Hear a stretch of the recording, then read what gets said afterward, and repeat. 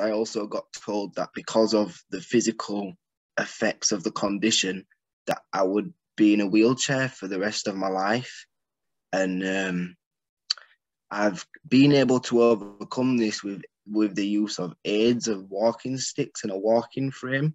So for me, that's like a big milestone in my life, and kind of where I've built up the courage to apply that to the rest of my life and say, well, if I can do something which medical professionals think I can't do, you know, what else can I do? Kind of the sky's my limit kind of thing. So even though with your condition, you weren't exempt from the physical bullying that went on in school? Oh, like? no, because you see, with me, like, I've got because I can't physically fight, I've built up a very mouthy mouth kind of thing. Not Sharp to say tongue, that I like to mouth off, yeah, but where these people would get the better of me, I would obviously give them verbals back. But then the teachers would turn around and say, oh, well, you're just as bad as them. So then it won't go anywhere. It won't get resolved, and then it will just get fueled. But that was my way of defending myself. I've turned up to the lesson without my homework, and another person in the class has, turned around and said, oh, well, don't worry, I'll photocopy my sheet. This was to the teacher saying, I'll go photocopy mine so he can have one. So then everyone's okay. And then the teachers turned around and said, no, don't do that. He's using his disability to get away with not doing his homework. He thinks because he's disabled, he doesn't have to do it. So that was the reason that I then took it upon myself to contact the teacher and the teacher's husband himself and say to him that your wife is not a very nice person, in layman's terms.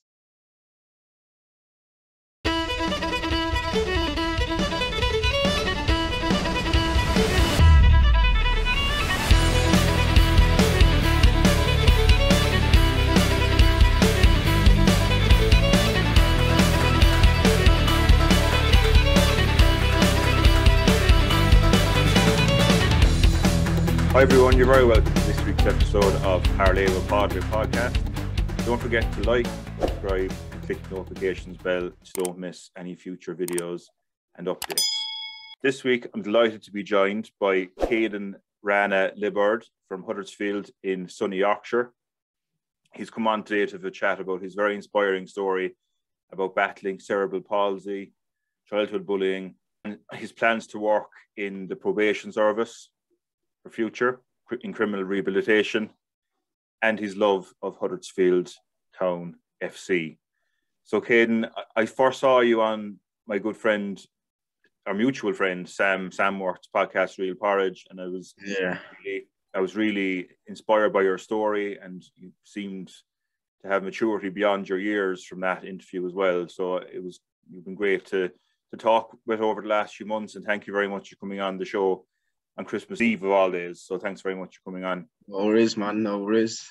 So I suppose just to give a bit of background to people who haven't seen the interview with Sam, could you maybe just tell people who you are and where it all began for you? Well, I'm just a normal geezer, really. I'm Kaden. I'm from Huddersfield in West Yorkshire, and no, I just thought because obviously my dream role is to work with young people in the youth probation service and kind of, signpost them and help them stay out of the prison system. So I kind of obviously moved towards the Real Porridge podcast, which is Sam Samworth's channel. And, over time I got in contact with him because I felt like I had a different walk of life, which not necessarily got portrayed on that platform. It was more to do with people in prison who have been through the system itself. So I kind of just got in contact with him through there. And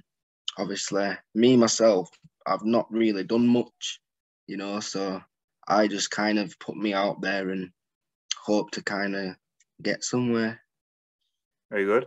So before we get into the nitty-gritty, I suppose, and for chance to hear your story, we're just going to do our usual cheers and good health with a twist. I suppose as it's a Christmas cheers, so... I don't have tea, but I've got Fanta today.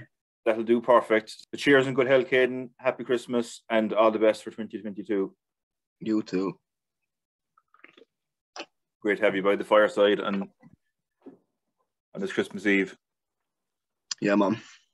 So, could you maybe give us a bit of background into your early life and what it was like growing up for you and where it all began, really? Well, when I was obviously born, I was born with a condition called cerebral palsy, and with that, it means, well, there's different severity. Basically, my condition itself entails like weakness in my limbs, so my legs and my arms, and stiffness in my limbs as well. So my hamstrings get pretty tight, and obviously it's to do with the right side of my brain. So that's the side of my brain which is affected. And when I was born, they said that I would lack imagination due to this and be behind in terms of, you know, learning and stuff like that. So for me, this is what I've been told in it. And on top of this, I also got told that because of the physical effects of the condition, that I would be in a wheelchair for the rest of my life.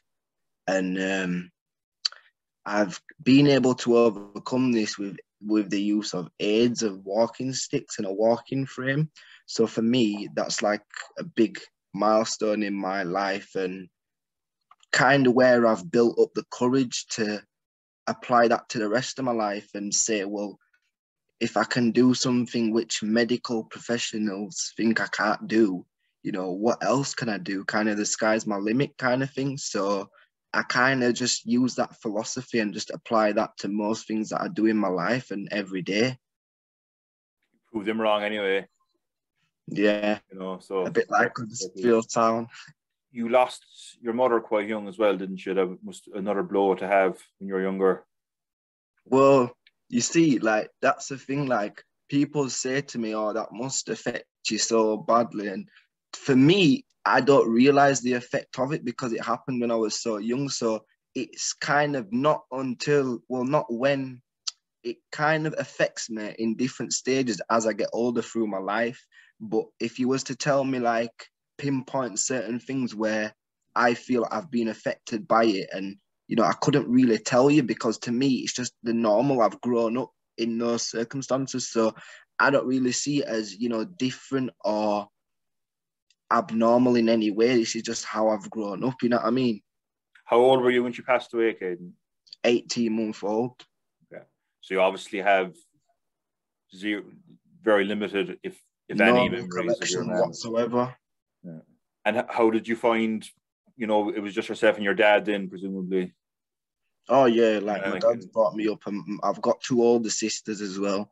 Obviously, they've got children and gone on to greater things with their life. So, you know, it's all right for me because I did have somebody, whereas people, you know, some people have nobody, but I had somebody to mold myself off and, you know, someone to look up to. With it being a father figure, it was kind of pinnacle as well because I had somebody to look up to and mold myself off. I should be very proud of you now, Kaden, the young man you're turning into. So obviously, I assume you're going to think a lot about her, and you are going to make her proud at the time, like. Yeah, definitely. So I suppose I can imagine being in school.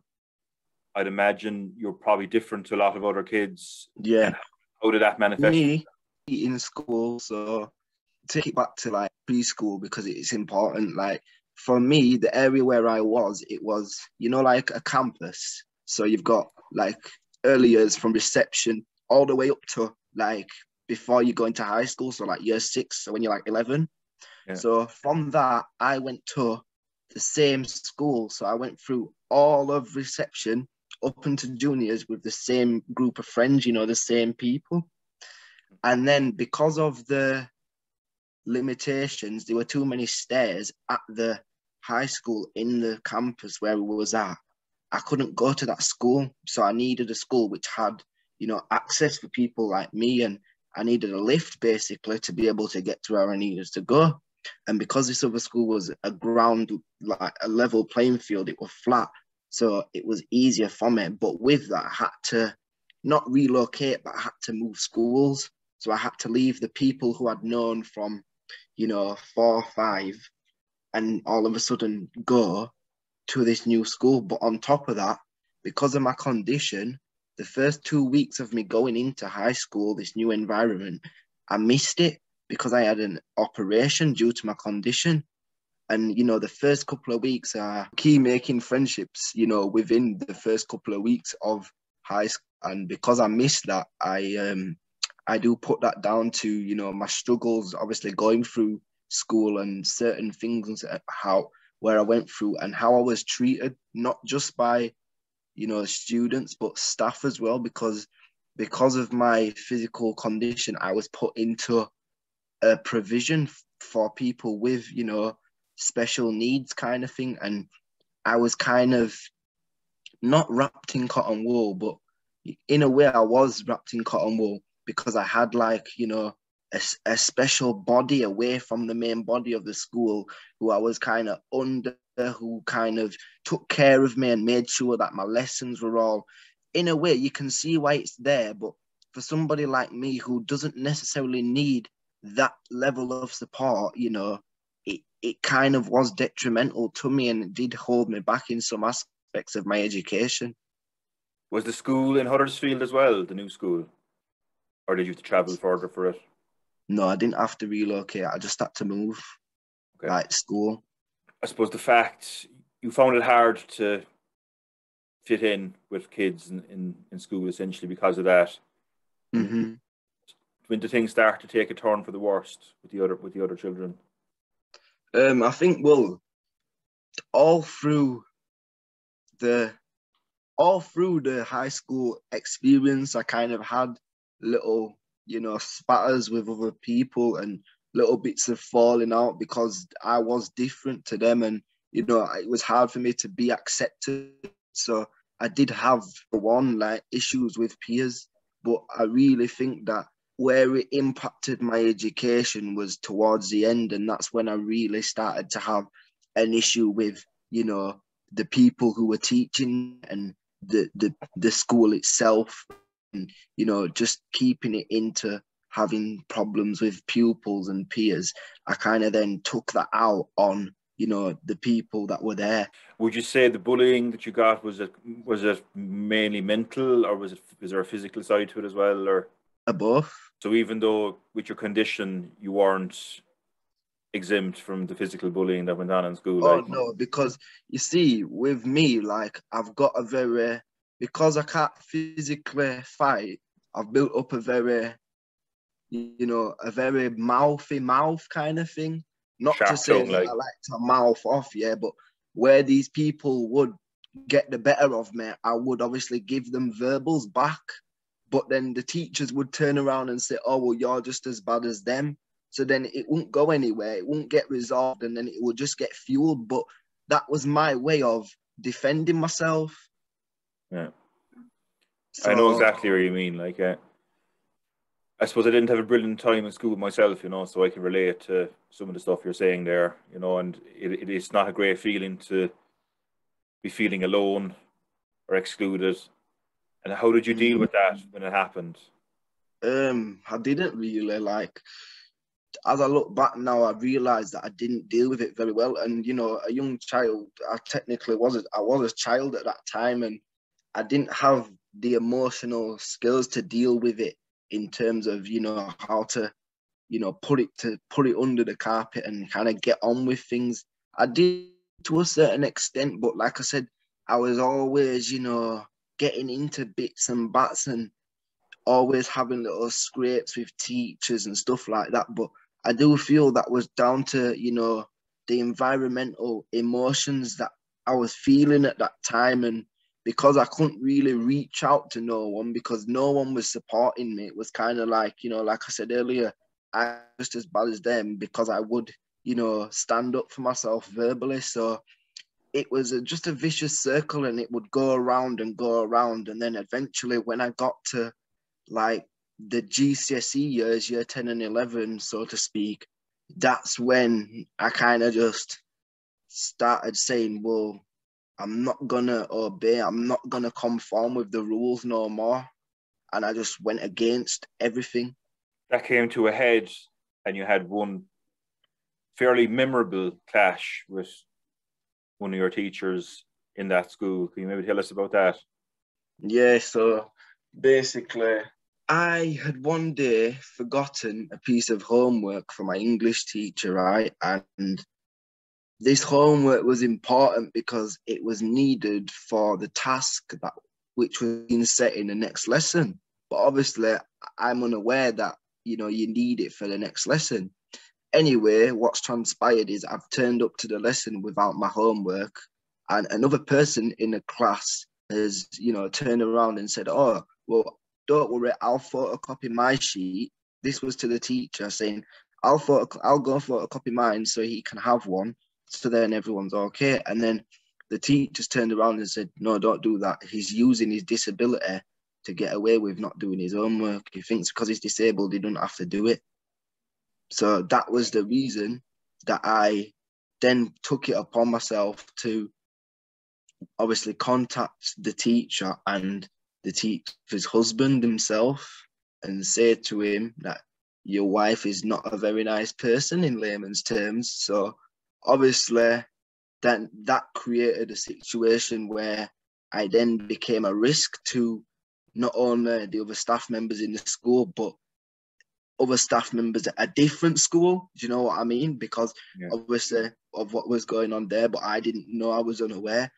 So then this was close to my GCSEs. This was obviously in year 11 and towards the end of year 11. And then what transpired from that was, obviously, I then got told that I could only come into the establishment for my exams, and any revision or any extra work I had to do myself. So then I was kind of stuck in that sense then, where I had a permanent exclusion on my record because that's what it went down as. And I only found that out when I went to apply for my college, later on, that they permanently excluded me for that. And just the whole school experience itself was not pleasant, but obviously there's certain things that, well, there's nothing I can really take from it, to be honest. I can't really take any positives from that, but that, there's certain things within the education system that do need changing, not just for people with special needs, but the whole syllabus and the curriculum that gets taught in school, but that's a different subject. Well, it was desperate, that a teacher was taking that attitude towards you. Like the teacher's job is to provide support, and I'm surprised that she wasn't subject to disciplinary action herself after that. To be honest, this teacher was a bit of a bully anyway. Like, you get them teachers that they think they own it, and like no student could ever speak to them in a derogatory way or anything. They're not having it. But like, in the end of the day, it is what it is, isn't it? Like, these teachers don't get paid enough at the end of it. So I'm not sympathizing with them, but it's just like any line of work. You're not gonna really want to go to work to be abused, but when you're the ones giving abuse out, you can't really complain. So would you have said that racism was an issue for you in school, between with staff and with fellow pupils? Yeah, to be honest, right, it was. But another thing with that is, like, as I've got older, certain attitudes have uncovered to me, and I've realized that there's certain ways that I was treated which were prejudice and were discriminative because of my background and my race. Yeah. So after school, you went to college briefly. How did that go for you?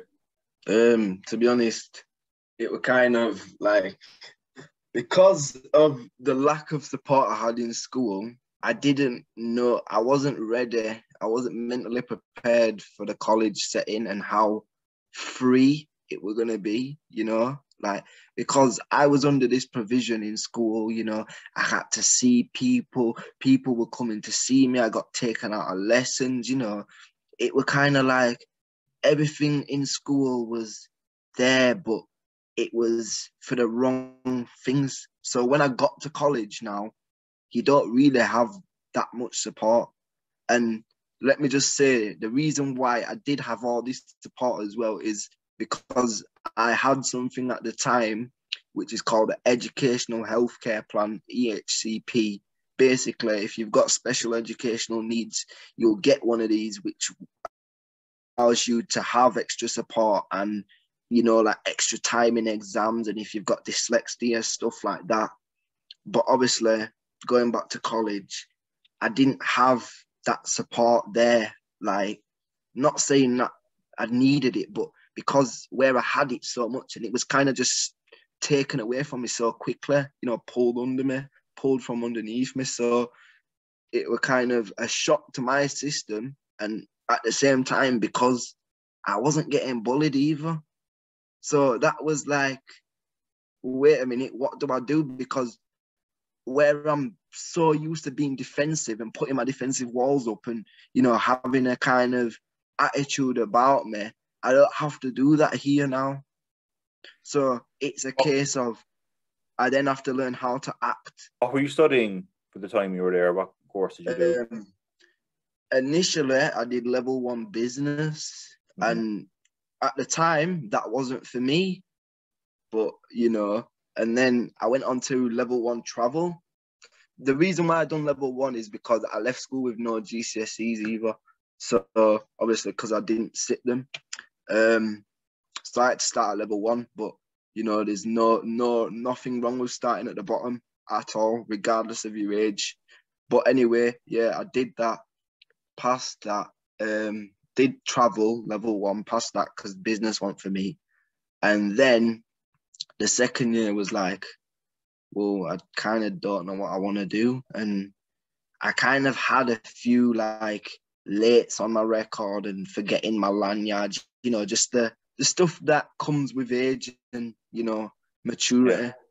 And obviously because of that and because of the background that I'd come with from school, I was kind of pigeonholed into, you know, you're one of the people who could potentially cause problems here, but we haven't seen it yet. So I'm going into that thinking that they think I'm kind of, you know, like, initially I've got like a rod in my back. Potentially I've made it myself, but potentially I haven't. It depends how you look at it. So anyway, I've gone into college the second year, and I've kind of been looked at as this problematic person. And obviously I knew in myself that I wasn't that. So with that, I've like kind of had a little few tasters of a couple of classes, and I thought, well, I don't really know what I want to do. Like, I've come to a stop. So then they said, right, well, there's this course called Explorer, and what it does is basically it offers you a taster of every course that we have in one. So you'll do a bit of each course, and then you'll find what you like, and once you find that, you'll go with that. So I thought, all right, fair enough. Now, I've turned up to this course now, and where I'm mentally, I've got the mental capacity to sit exams and to do things and to, you know, achieve things.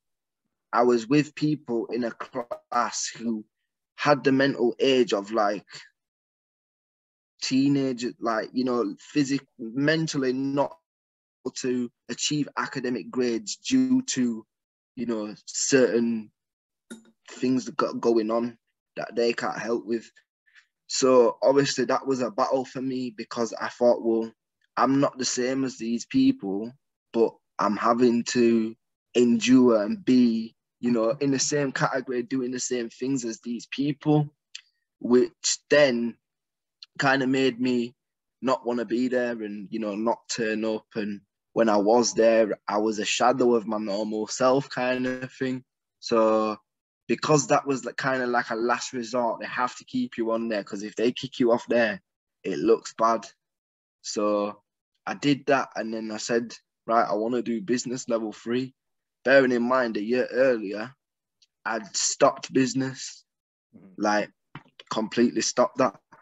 But where I'd not known what I wanted to do, and like there was just a complete time where I'm sat there thinking, I like this, I like that, so what can I do here? What can I do there? There was an advert now, yeah, for a peer mentor at a local service. This is where I was like in Huddersfield.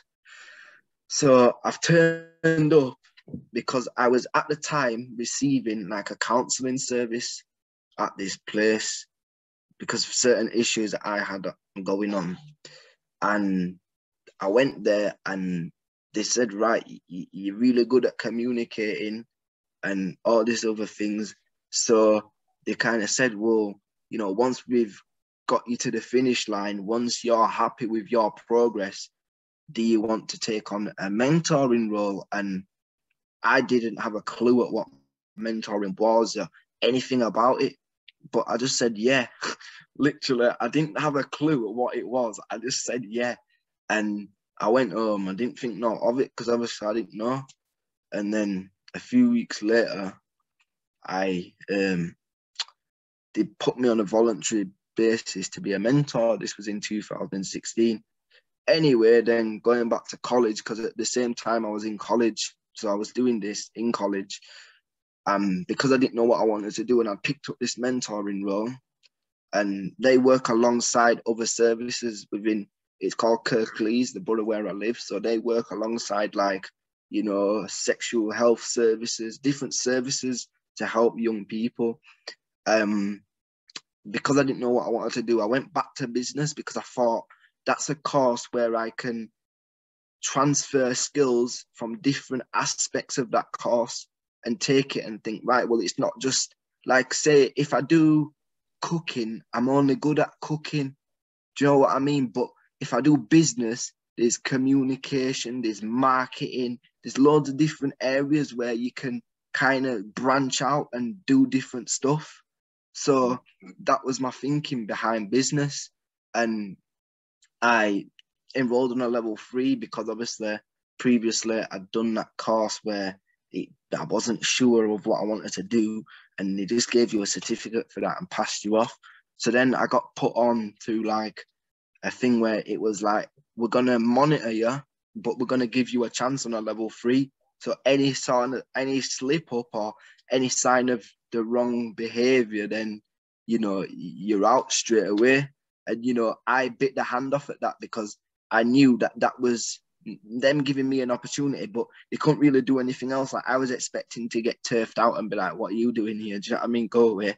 But they gave me that opportunity. And to this day, I thank them for that, because without that, I wouldn't have got to where I am now, because I did finish that level 3. I completed it, passed it all, and fully, I've done mentoring for 3 years now, helping young people get into education, get into housing, offering financial help, offering help with anything, but business and outreach, going to universities, colleges and schools within my local area. And because of COVID, I've done obviously stuff over Zoom, but it's just not the same. You don't reach people the same because they don't get, some people can't access it, but some people don't get the same experience out of it. So we don't like to do that, where we like to give people a fair opportunity.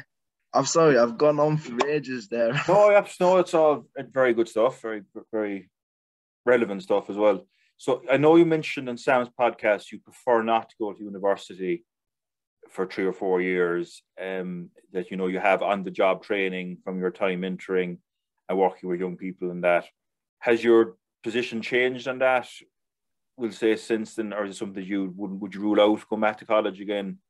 Because I think having the piece of paper is pretty handy, is what I would say, and it can be the difference between getting a job or not. I know exactly what you're saying.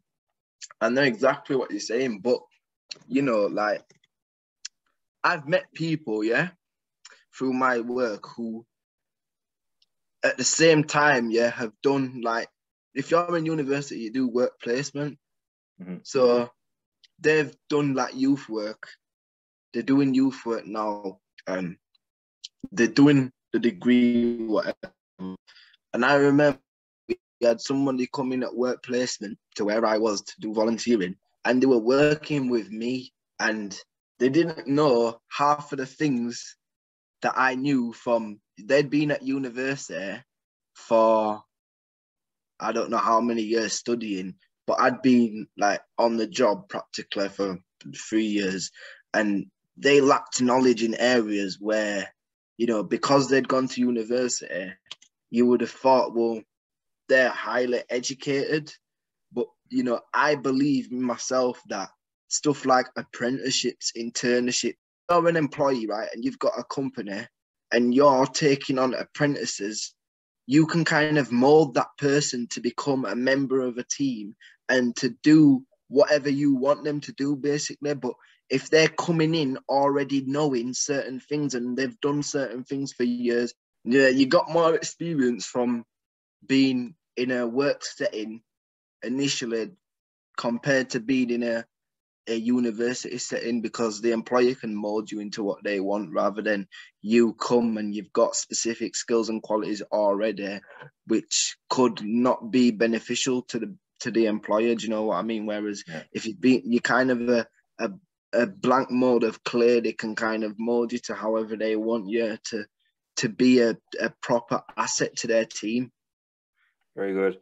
Look, I suppose if employers will consider you with your voluntary work experience and they're willing to have a chat with you, you probably will do very well in an interview. I think you will do very well, and you have the experience under your belt to back it up. But if they're saying a degree is mandatory for the job, that's where it could be a bit sticky. But hopefully, hopefully, if they were willing to, you know, support me and give me a job whilst I go to university, then that could work. Yeah. We'll have to see. Yeah, anyone watching this, Kaden will make an excellent youth probation officer or youth service officer. So he's open for negotiations, you know, or contract negotiations if anyone wants to get in touch. Or if you feel I could be. So that's your ultimate aim, I suppose, to work in criminal rehabilitation or youth probation service. Mm-hmm. Yeah, because I want to change the narrative from basically the fact that people think that, you know, prisoners are scum, and basically the narrative and the fact that people go to prison to be punished further is, you know, it's not right, but people obviously go with that, and prison is the punishment, and losing your liberty and being taken away from your family is, you know, the main punishment. But people then get mad when you see prisoners have got PlayStations, and people, so what? Like the punishment is going to prison and being away from your family. So the fact that you've got a PlayStation in there, like, so what? But that's just another thing anyway. Yeah, I suppose, as Sam would say, dynamic security. Yeah. So building relationships with the prisoners, trying to get them to see there is another way. And I suppose the job I do as well, I kind of help people get back into work. And there are kind of similarities sometimes. I suppose it's building trust, building relationships with people. And as you said, a lot of people would have had issues with authority most of their life, you know. Yeah, that's the thing. Like the way authority treats them is not helping their attitudes towards them change. And that's the thing. And I've seen in myself that a change of attitude different to what they may have been used to in the past can really make a huge difference. Like, you're breaking down barriers, you know. And I think you would be a bit more relatable than maybe someone that was born with a silver spoon and did the 4 years in college, you know, and that. So it would be great to see you getting a chance for your dream to come true. I'm waiting. Hopefully 2022 is going to be my year, but I've been saying this for the last 20 years now, so you know, we don't know. Like Liverpool before they won the league, like, it's our year. But they won it finally. So that's the moral of that story. Just to speak, I suppose, you mentioned when we first talked about doing the interview, Kaden, that you wanted maybe to have a chat about the stereotypes around Black, Asian and mixed in ethnicity people, and maybe the challenges that you kind of face with that. Do you want to maybe talk a bit about that? Yeah, well, there's two aspects that I'm coming from it. I'm coming from, obviously, a criminal justice point of view, and obviously the point of view from society. So society's point of view, and first of all, like the Black, Asian, and ethnic minority groups, the BAME community, why does that exist? You see what I'm saying? Like, do you know when you mentioned when you were in college earlier, you were put into a category, you're put into a box with the other students in college. That's what it is. Yeah. And that's kind of like that. I can see why your kind of resentment to being jumped in with one category of people are tarred with the same brush when it may not necessarily be. I'm mixed race, me, yeah. So I've got Black in me, I've got white in me as well. So I'm not an ethnic minority, I'm mixed race. Mm-hmm. Do you know what I mean? It really, it does do my head in, because a lot of people say it and a lot of people just let it go by as well. And there's so many different things, there's so many different races, right?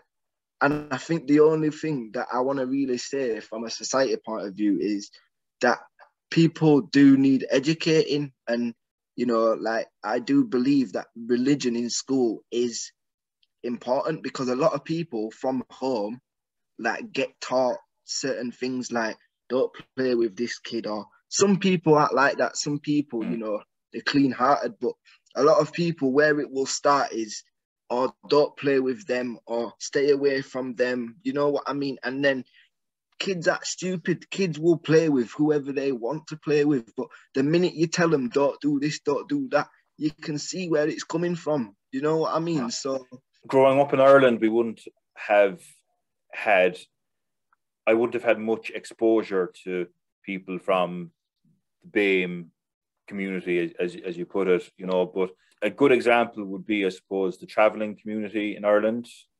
Yeah, no Blacks, no Dogs, no Irish. Yeah, so like the travelling community were obviously victimised a lot in Ireland, and probably still are. Like my good friend Irish Mick, who I did the vlog with at the Celtic game at Parkhead, like he's a traveller. He would have had his own challenges being an Irish traveller growing up. The town, my local town and school, travellers were kind of distrusted as such. Yeah, that's the thing. Like, even now, yeah, if I go into a shop, yeah, certain shops I'll go into and I'll be like, can I have a look at this? And the person in the shop will treat me as if I'm about to steal from them. Do you know what I mean? I get that feeling a lot, and it's just, that's just touching on that. Like, certain people won't experience this and they will think, what's he on about? But certain people obviously experience it, and that's where the education needs to come, because just because it don't happen to you don't mean it's not happening at all. So you need to know about it, so that when people are speaking about it, it's not just a case of when someone comes out and says they've been racially abused, it's not they're always playing the race card. It's what always gets said. This person's playing the race card and there's not enough to prove it. But the thing about it is, right, like, it's the education and people's attitudes that need changing. And the longer it goes on, that's why the older generation they're set in the ways. It is how it is. You're never going to change that.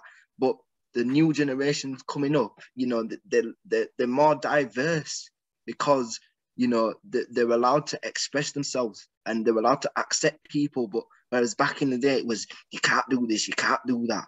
But I do feel like certain people are trying to leave a stain on society even now, and infiltrate their views onto people, but it's not right. But some of it is, some of it is completely from the heart and completely right. But you do minorities that they are the minorities that do ruin it for people. They are the actual minority. Would you say growing up mixed race, Kaden? I remember when I had Jake on, my first, Jake Abraham, the actor, and we were talking about this, and as being mixed race, it was a problem in Liverpool, because it was hard for those people because they weren't really accepted by the Black community because they were mixed race, and they weren't accepted by the white community either. They were kind of really... Well, you know what it is? For me, I've never had that, because I've always seen myself as, yeah, I am mixed race. I have got white in me, but I'll never class myself as white, because, put it this way, I've never been racially abused by the black side of it's always been the white side or the Asian side, which has basically abused me. So it only leaves me with one leg to stand on, doesn't it? Mm-hmm. So I obviously, my actual thing, like, I identify as a black man. You know with the stereotypes of black people as well, you know, without getting into too much detail, I'd imagine there's a lot of white women who would look to go off with a black guy because of a certain stereotype. And I'd say that could probably bring a lot of pressure to a normal black guy as well. Would you agree with that? Yeah, like, to be honest, you know what? I see that as, it's like a fashion now, innit? So it's a fashion to have a mixed race child if you're white. Do you know what I mean? So they'll go and do that. But you know what annoys me about this, right, is you'll get the white side and say now, like, there'll be an old grandma. I've had this loads of times. It's like, I'm not racist because my nephew's brown. Like, the thing is, you didn't choose that though, did you? You didn't choose for your daughter to go out with a black man. She chose it. So you can't say you're not racist because of that. In Huddersfield, I'm not overly familiar now yet, because I hope to do a vlog someday at the John Smith Stadium for a Huddersfield game. It's part of, it's on my list of stadiums to go to in the near future.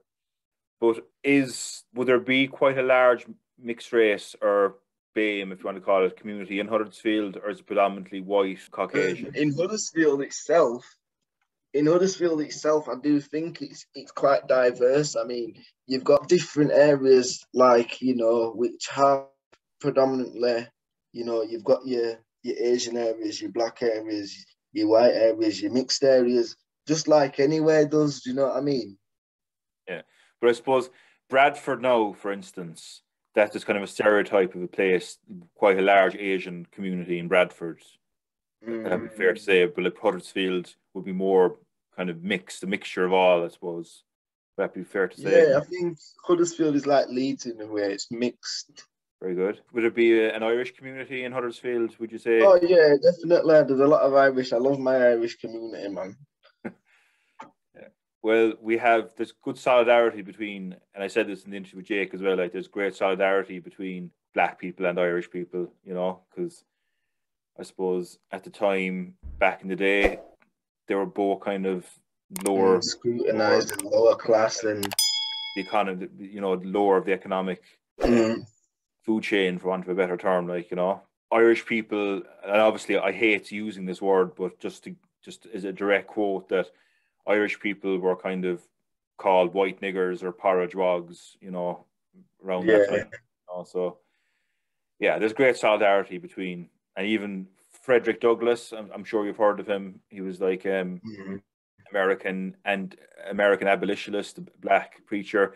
He actually came and gave a sermon, or he spoke at a meeting in the Imperial Hotel in Cork City back in the 19th century, which was novel to be, you know, at the time. But have you been in many Irish bars in Huddersfield? Would there be Irish bars in Huddersfield now? Or you mentioned yeah, there is. You know, like there is. Now you've said that. Now you've actually put me on the spot. I couldn't name you one.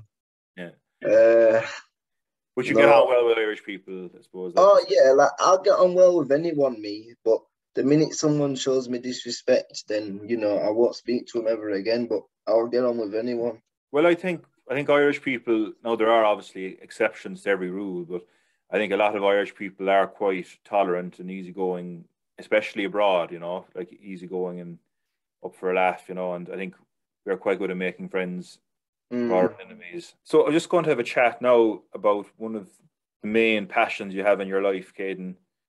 Huddersfield Town FC. It's even in your email. So, and I've wear the blue and white for you there. It's not my Everton. I don't have an Evertonian top. It's the tribute to no Evertonians. Could you maybe kind of give a rundown of your history supporting Huddersfield? How long you've been a supporter? Wow. So I've watched Huddersfield Town since I was 6 years old. So you're talking like, 5, 6 years old. So I started watching them in 2006. Just like anyone, like if you support a football team, there's that first time that you go and watch them. To be honest, I can't remember my first time.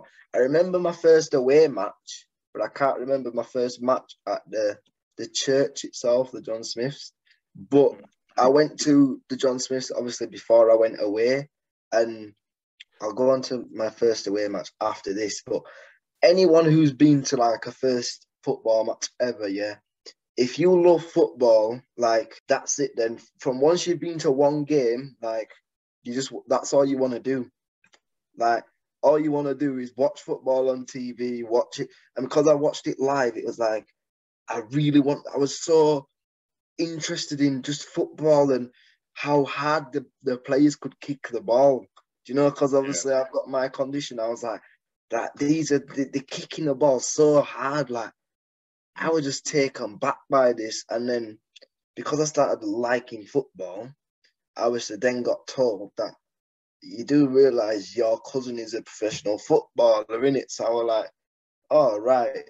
And anyway, my cousin is the only player to score at Wembley for Norwich City at New Wembley. No, he's the first player to do that, not the only one. He's the first player. It's Cameron Jerome is my cousin, but he's from Huddersfield anyway. Yeah, he's played in the Premier League for Birmingham City, Norwich. He's played in Premier League like over 100 caps anyway. Premier League, not caps, because you get that on internationals. Appearances, like yeah. Going back to Huddersfield Town, obviously watched them since I was 6-year-old, 5, and then I've been a mascot for Huddersfield twice. So I've walked out onto the John Smith Stadium in the playoffs against Millwall in 2009, and then in 2011 I went to Old Trafford when we played Peterborough, and I was the mascot for that game as well at the Manchester United Stadium. So I got to tour Old Trafford and then walk out onto the pitch. I lived near Old Trafford, actually, believe it or not, but for a summer in Manchester, but that's another story. But being a mascot, that must have been a very happy moment for you. That was just brilliant, man. Brilliant. I'll never forget that day. But I always hate Peterborough United for that forever, because obviously they won 3-0, innit? So I hate Peterborough. But yeah, I go up and down the country every single week. I can't turn my camera around to show you. In front of me, I've got this massive Huddersfield Town poster. Says when we founded, where the stadium is, the all-time top goal scorer, the all-time record win, the all-time appearance holder, and the distance from town to Bournemouth, which is where I went to get the poster from, because we played Bournemouth away, and it's 256 miles one way. Christ so I did that in one day there and back. Christ above, yeah.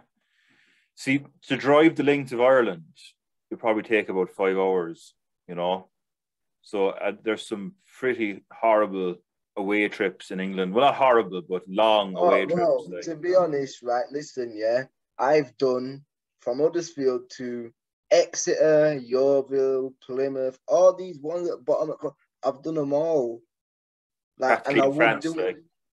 Oh, well, yeah, literally, like, practically in the English Channel itself. Yeah. That's brilliant, but, man. Yeah. I wouldn't change it for the world, because even when we lose, yeah, it's like, oh yeah, we've lost, my week's ruined, but we go again next week, innit? So yeah. It's a case of this is what I love, and I wouldn't change football. Even watching, like, even when Huddersfield Town are not playing, yeah, like, I love it when Leeds United lose, obviously, because I hate Leeds United. I'm beginning to realise not many people like Leeds United. I was speaking to Kieran about this. They're kind of universally disliked. Yeah,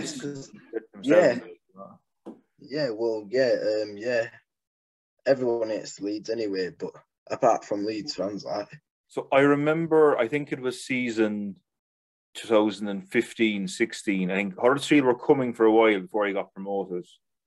17-18 is when we first was there. Yeah, but I'm just saying, I remember you drew Man City in the FA Cup and gave them a good game. I think it was the season before you got promoted. Yeah. Because we got a replay and then we lost 5-1 at the Etihad. I was there because we went 1-0 up through Harry Bunn after like 10 minutes, and the whole end just went mental. Like 1-0 up at the Etihad away. What? Yeah. Everyone just went mad. So Can you just maybe give a run through the season you got promoted? That would have been 2016 and 17. That must have been a magical season. Can you just maybe tell us the story of it? To be honest, we were pretty bad. Like, I know we got promoted, but we're the first team to get promoted on a minus goal difference. So that says it all, really. Pretty bad. What was the story again with that? Was it the playoffs you came up through, or was it? Yeah. Yeah, obviously it must have been. Listen to this, right? We won in the playoffs without scoring a single goal in open play in the 90 minutes. We got promoted.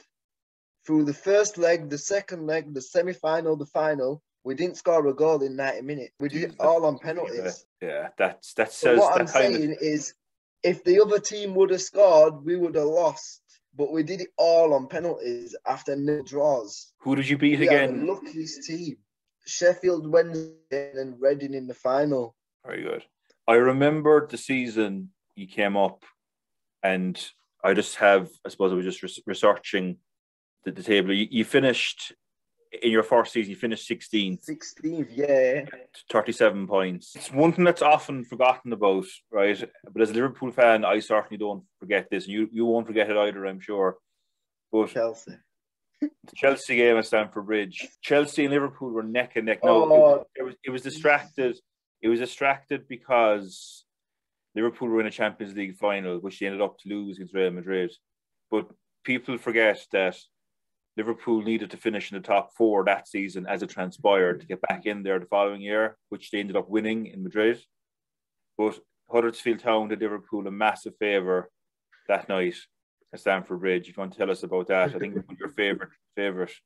Oh, well, right. The only game that I missed in the Premier League was the game when we beat Man United 2-1 at the John Smiths. I cannot believe I missed that game. I was in Portugal, innit? I'm devastated. Like, even now, I'm devastated I missed that game. But that Chelsea one at Stamford Bridge, I needed a heart transplant at a game because it was mental. Like, for the whole game, we got dominated. Chelsea hit the post about 8 times. We went 1-0 up somehow. Then they scored with 50 minutes to go. Bearing in mind the week, right? Basically, yeah. This is how mad it was. We had our last 3 games were Man City away, Chelsea away, and Arsenal at home, and we needed 2 points out of them 3 games to stay up. We drew. This was before the Chelsea game. The Chelsea game was on, I think, a Wednesday night. The Sunday before, we drew away at the Etihad. And I was buzzing off that. I was somehow we're going to have to get 1 point out of either Arsenal or Chelsea. And I can't see us getting a point out of either. But we went to Stamford Bridge, and I don't know whether they had bugs in their food or something, but we managed to get a point out of them. I'm just looking at the table there. I suppose if Chelsea had won the game, we would have still been ahead of them in goal difference. But I suppose going into the last game of the season, there's a big difference between needing a win and needing a draw. And I suppose the fact a draw would have done us. So we ended up winning 4-0 against Brighton the last game, so it didn't matter. But I raised the glass to Huddersfield Town with you that night. I was very happy with the result. And to be honest, I wanted Huddersfield to stay in the Premiership anyway, because he battled bravely that season, against all odds with resources and all that. So, yeah, it's mental. I cannot believe we was actually there. It's just mad. Now, it's just it seems a world away because we're playing, so dull at the moment. I think we're 10th or something, 5 points off playoffs or something like that. But yeah, at the moment, Huddersfield Town, it's not very. You don't want to be going around telling people you support Huddersfield Town anyway, put it that way. But, it could be worse. We could be Derby County. Any Derby County fans watching, I'm really sorry. But, yeah, we could be you. Yeah, geez, that's mental, all right, how that's worked out for them, point deductions and all that. The following season, I suppose, reality kind of hit. I'm looking at it here. 16 points, kind of rock bottom, 20 points from safety, 3 wins. Do you know what it was with that second season? Second season syndrome.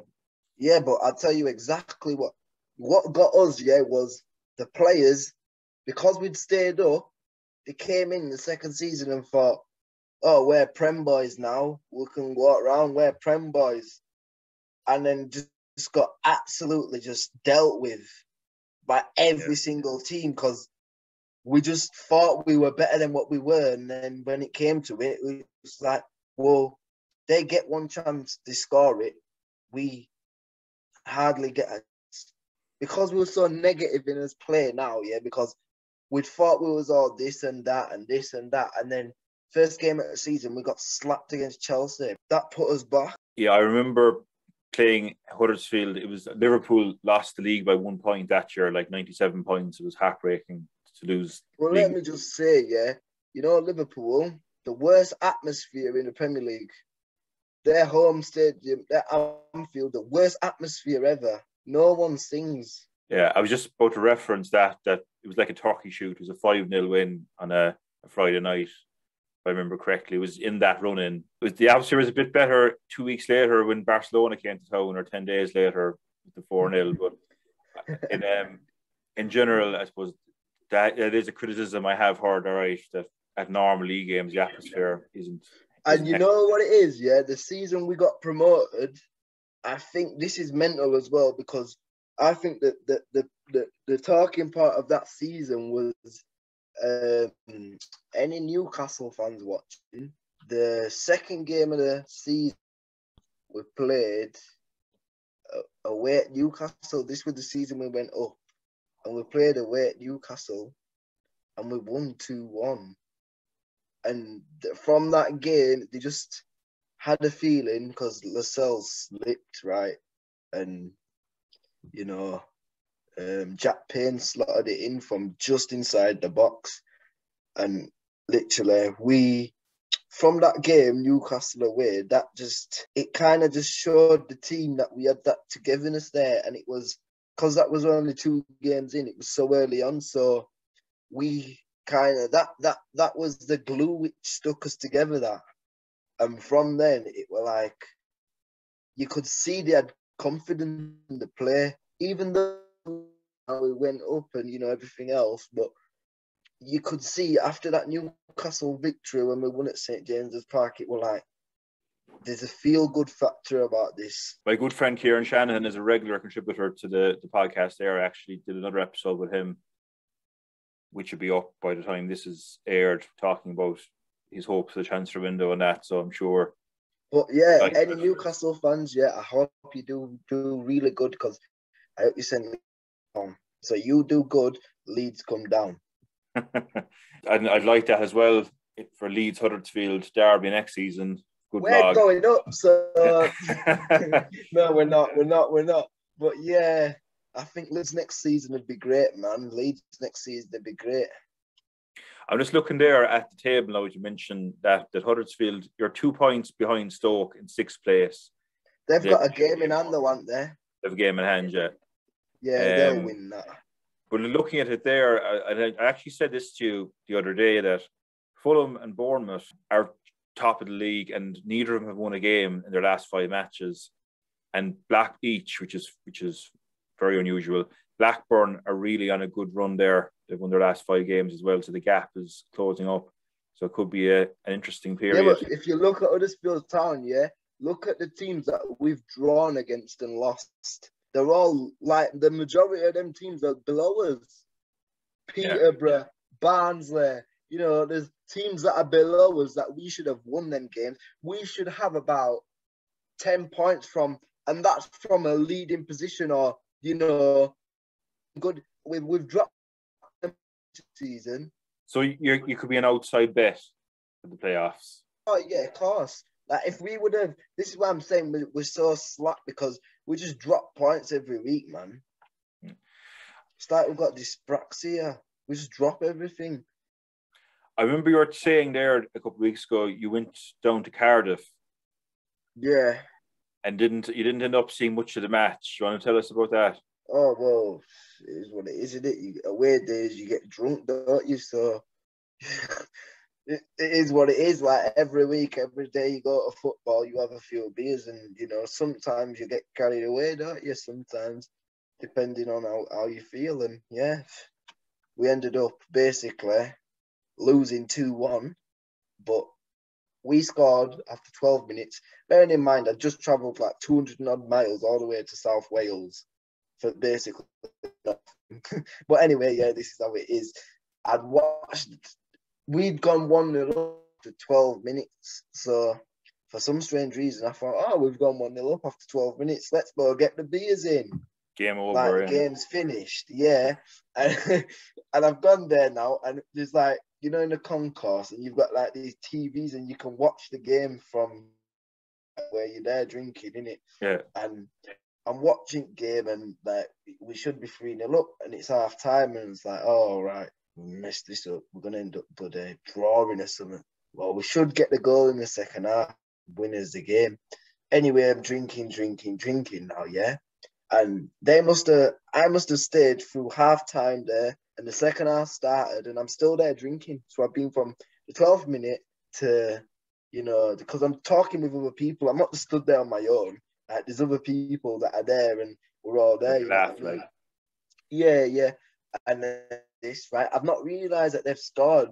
So where I've been watching game on this TV, and obviously they've scored, but I've not clocked it in my head. Like, I'm still thinking we're winning.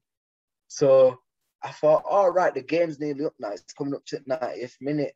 Let me go back out there and applaud the players off, So I've gone back out to the game, and there's like a minute and a half left, and Cardiff must have scored now.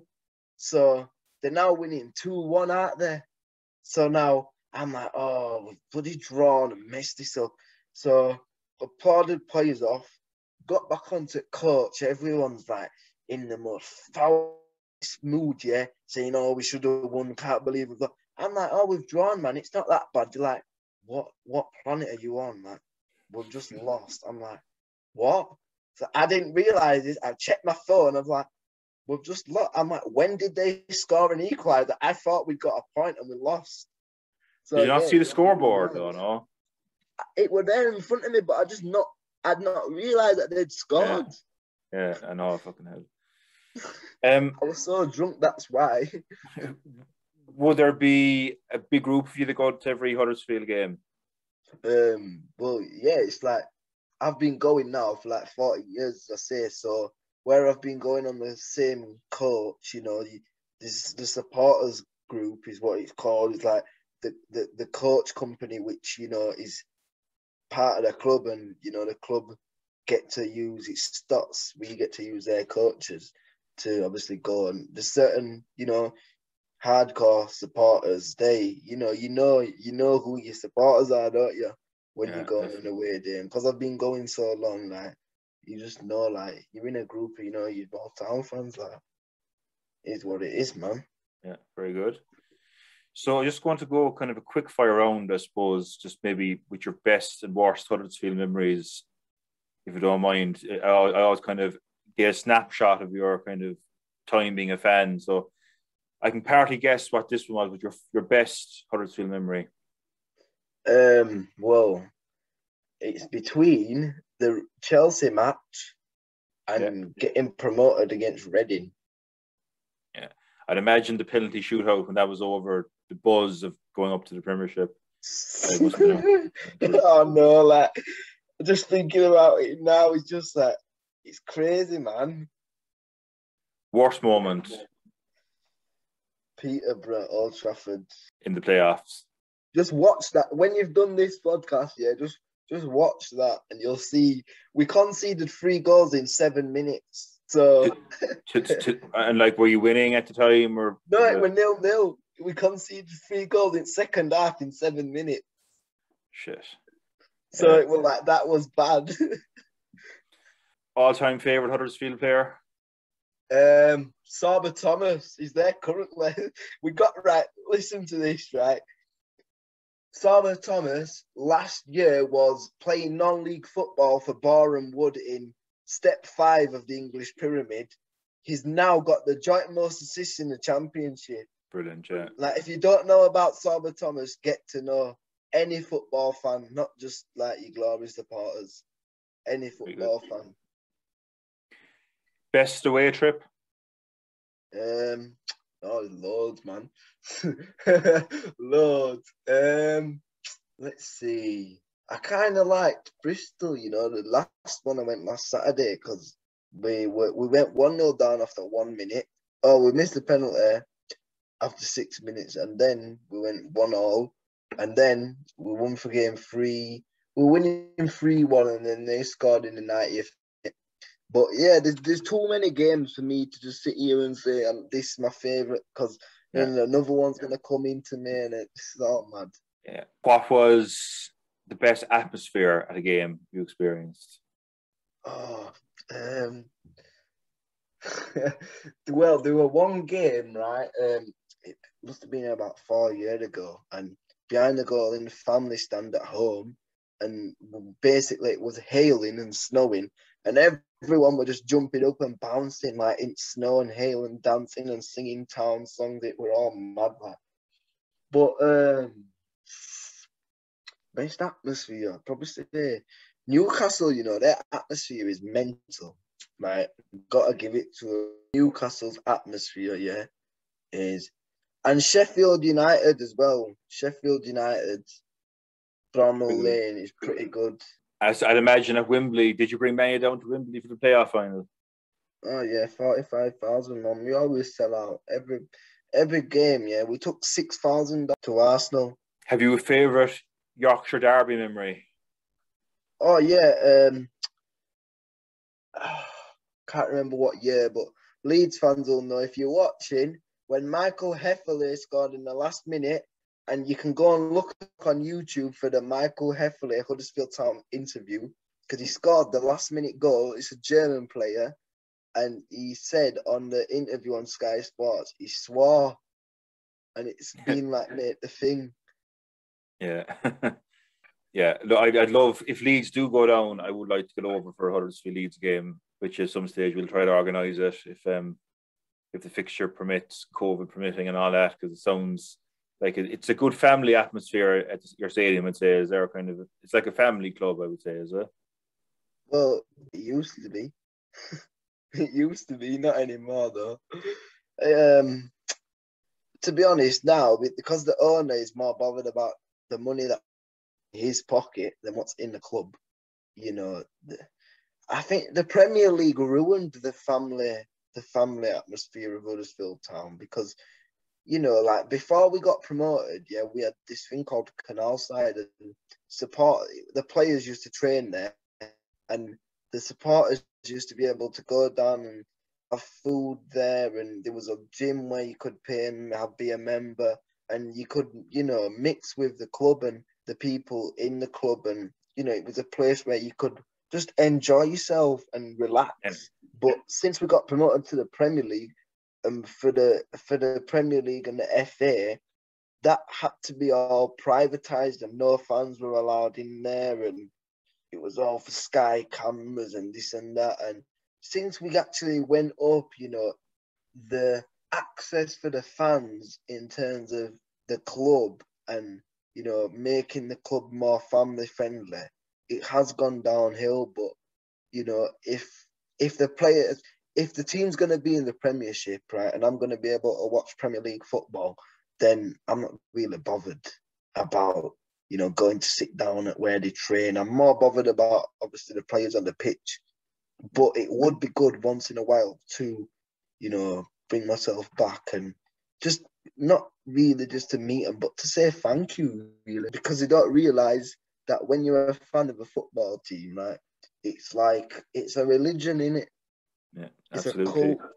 So everything that the club does is, like, there's no loyalty in football, but the only loyalty is between the fans and the club that they support. Do you know, when you travel to different stadiums and stuff, would you have lads in the group, kind of casuals, that'll be up for a scrap with the other fans, or does that really happen often? Of course, every time I go.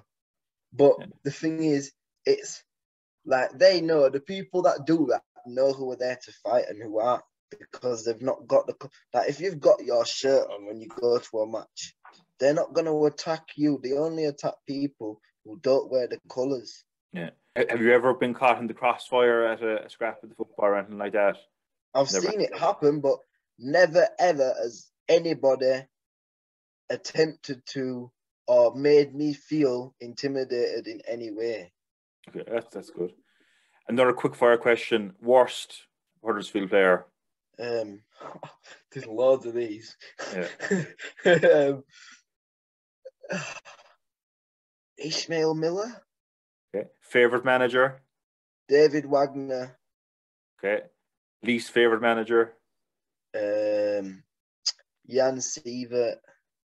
Okay. So your prediction for the rest of the season, Kaden, where are you going to finish? I'd be happy as long as we don't finish below 10th. I'd be happy from 7th to 10th. Okay. But I'd like to be in the playoffs, obviously, because but realistically, I can't see that happening this year. Okay. Well, look, it could be a stepping stone season. The next year, then you'll come up and you'll finish in the playoffs and you'll be back. But you'll do the double over Leeds next year when they get relegated, potentially. Well, yeah, I think that's going to make the season when Leeds get relegated for a lot of Huddersfield fans. So we mentioned off camera a while ago, you've tried your hand at a bit of modelling as well, Kaden. Can you maybe tell us a bit about that? Yeah, so I've got my own website. I am a model and extra for basically anything, but I initially because there's different categories within the industry.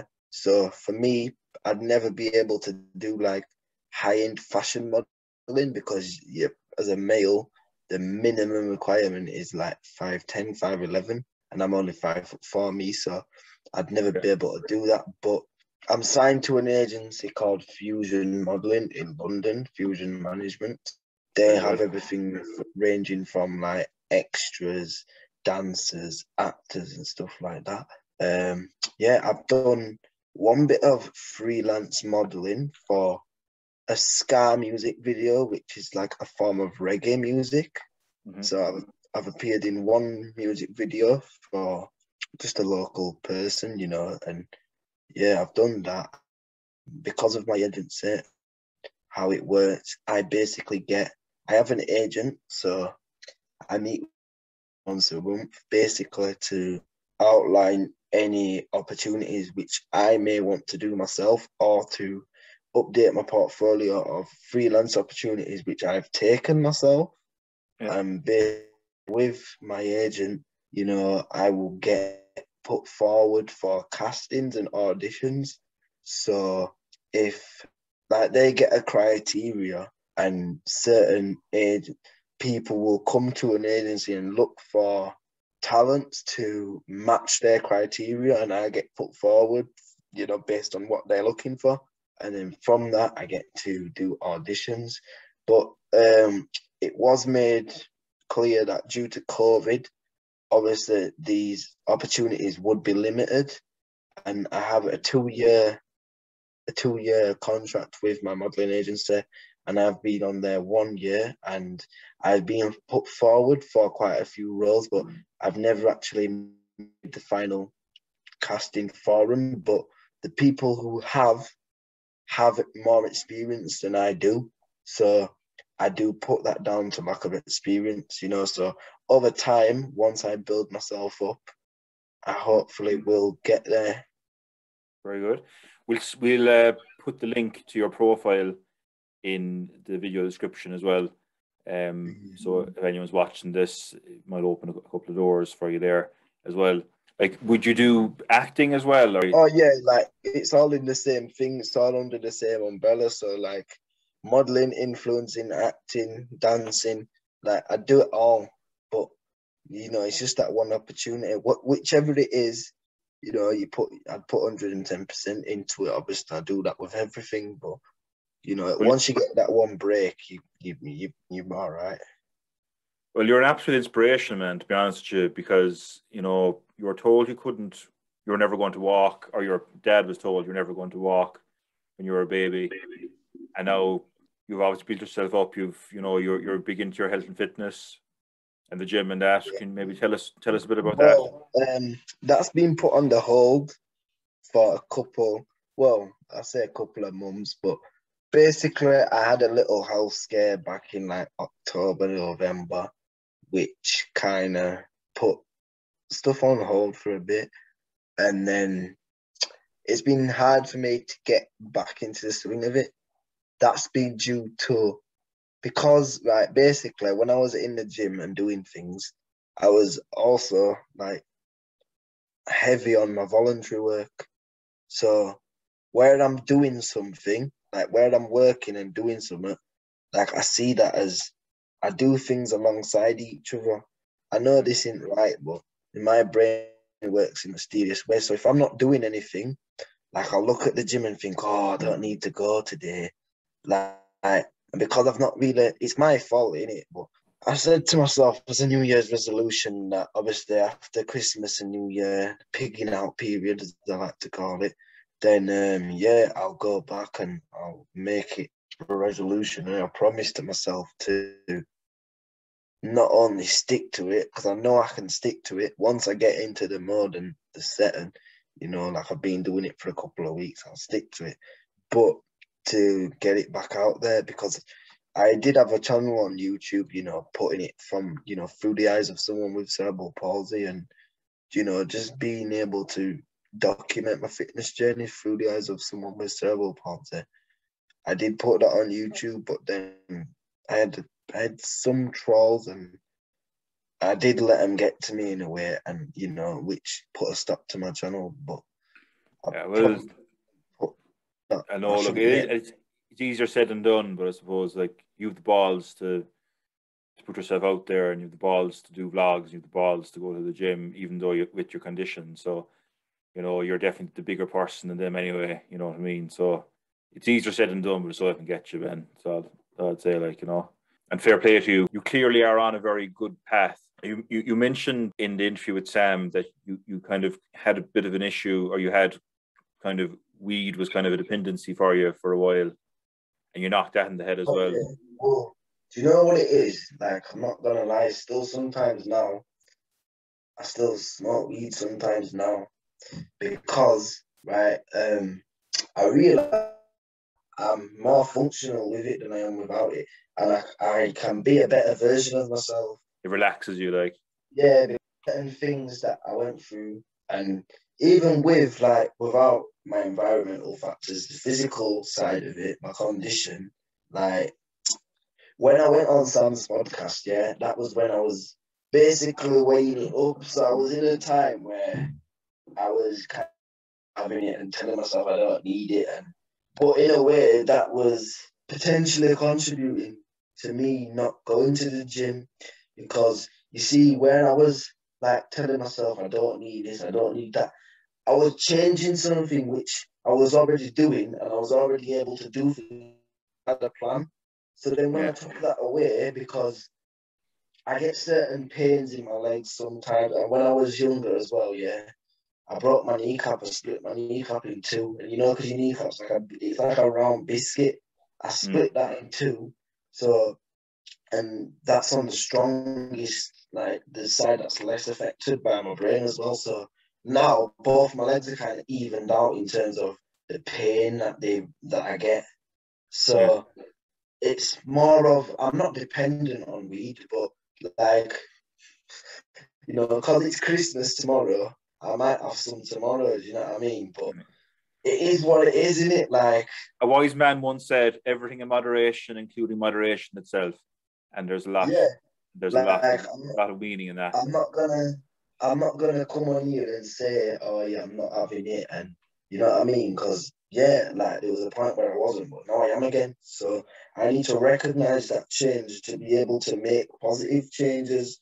And I believe that with me, under the influence of cannabis, right, I believe that I'm more free within myself, because I don't necessarily view my condition as limiting, because it's not as limiting because I'm not in as much pain. So I don't view that as holding me back. So I think, oh, well, you know, like this is how a normal person must feel.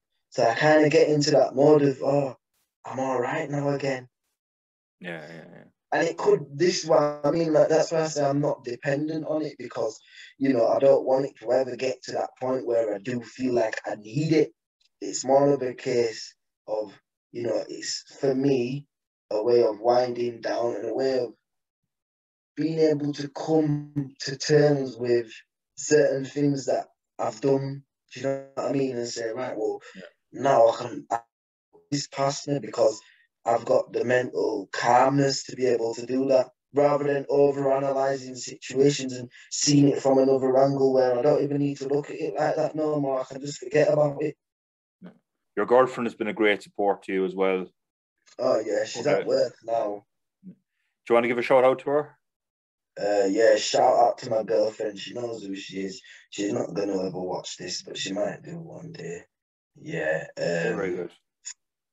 Yeah, she's at work. She'll probably watch it if I show her, but I don't like letting people watch me back. Do you know what I mean? I'd rather just go watch it in their own time and find it. And isn't it? But yeah, like I say, thank you to you for having me on as a guest on your channel. And if you're watching this and you've got to this point in the podcast, then thank you for sticking around with me for so long, because I know I can be a bit full on sometimes. But yeah, have a Merry Christmas, each and every one of you, and thank you for taking your time out of your day to listen to my story. And I hope you find some sort of motivational or inspirational message behind it. And like I say, if you want to contact me, my Instagram will be down below. You can drop me a direct message on there. And like I did. Modeling, yeah, like you did. And yeah, my modeling page will be down below as well if you just want to have a look, or if you want to inquire about me or anything like that. Yeah. So, So look, I wish you every success for the future, Kaden. You have, Sam said at the time you were 19 going on 90, but I suppose you're 20 now going on 91. Yeah, but we won't say 200, but you know, you obviously are very mature, you are very grounded, you have a lot going for you. You're an inspiration the way that you came through a lot of challenges in your life. I hope the voluntary work will pay off, doing the mentoring, and you obviously are helping young people, and you have a good relationship with them clearly. So I hope that pays off and manifests itself in a job in youth probation or criminal rehabilitation in future. It will just keep the chin up. Eventually you'll hit your goal. Huddersfield, I hope we'll get to go to a game, if not this season, next season. I'd love to experience Yorkshire Derby. So I look forward to coming over and visiting God's own colony, as you call it. Yeah, man. Like, we'll always look after you as well in Yorkshire, man. Yeah, very good. Irish brethren, you know. So that's brilliant. So listen, thanks a million once again, Kaden, for coming on the show. As Kaden said, thank you all for joining us this evening. Don't forget to smash the like button, subscribe button, click the notifications bell. And as well, make sure, you go and subscribe to Real Porridge Podcast, because Sam was a legend. He's a top man. Absolutely, yes. Sam is an ex-guest. And in the near future, you might be seeing me appearing on the Real Porridge Podcast as well in the near future, and I'm over for Liverpool game. Thanks once again for joining us, everyone, and we'll see you next time on the Parlay with Padre podcast. Good night. God bless. Goodbye.